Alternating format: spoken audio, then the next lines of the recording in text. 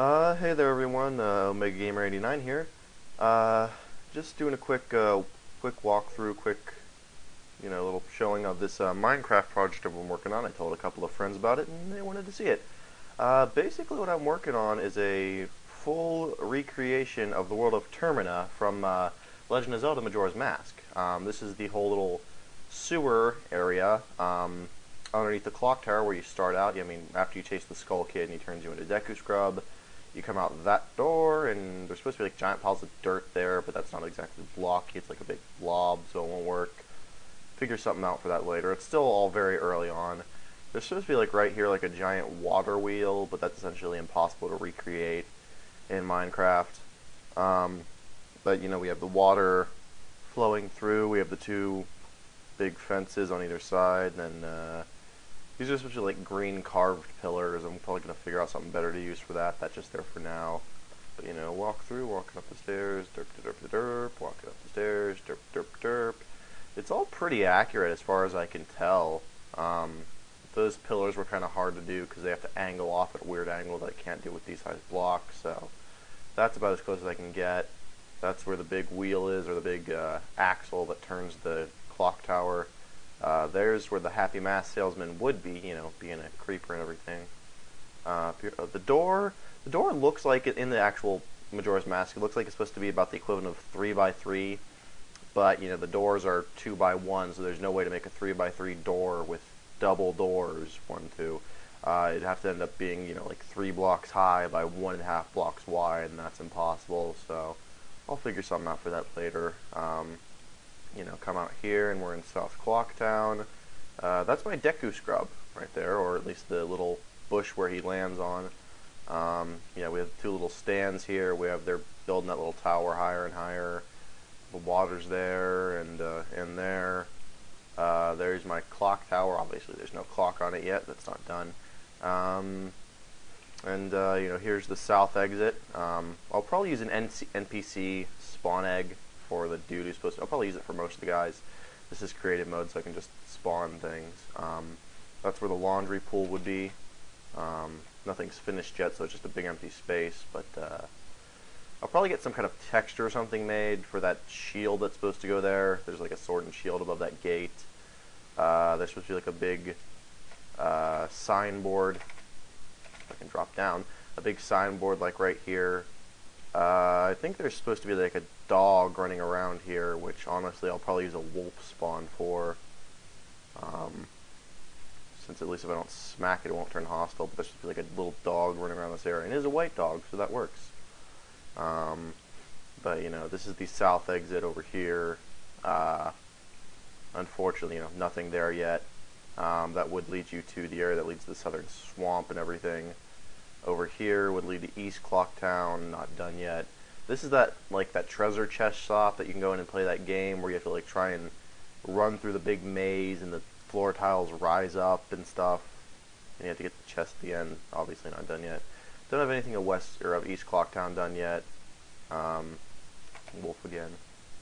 Over here, here's where the other entrance to East would be. Go up here, Here's where North Clocktown would be, obviously not finished. West Clocktown is the only part I've partially finished so far. I mean, that would be the post office and the swordman school. No room in there yet. Gonna build that later. East exit, still have to build the top and the gate. This is where that ferry run lottery thing would be, like right in this corner. I'm not sure what I'm gonna put there yet, because I'll probably just actually put a room in there for the ferry lottery.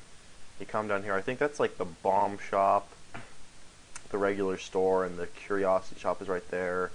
There's the bank where that creepy guy who bops you on the head so he can recognize you is there.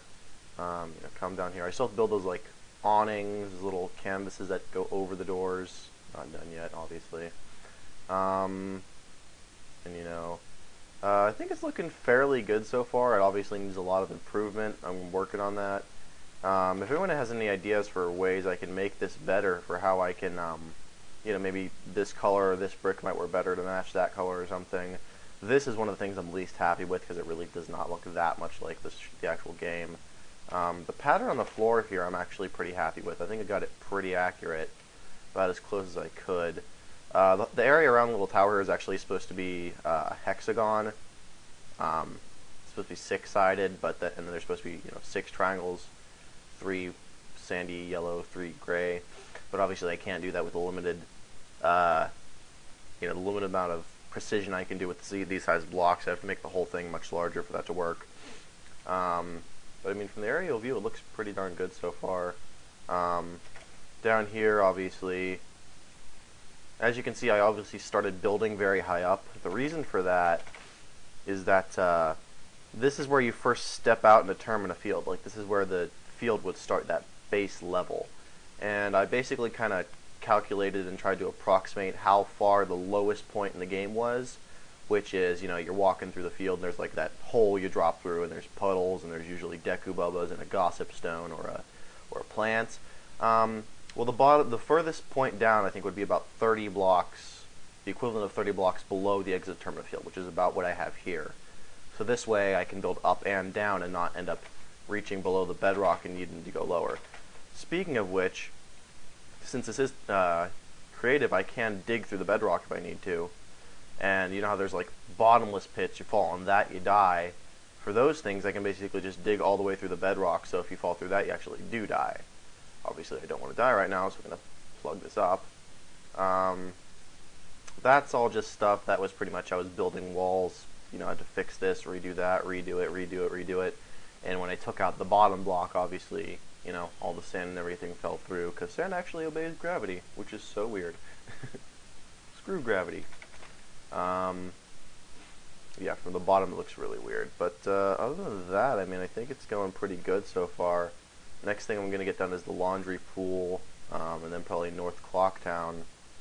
Then I'll do all the individual rooms and everything. I got to get the rooms done for the post office and the swordsman school.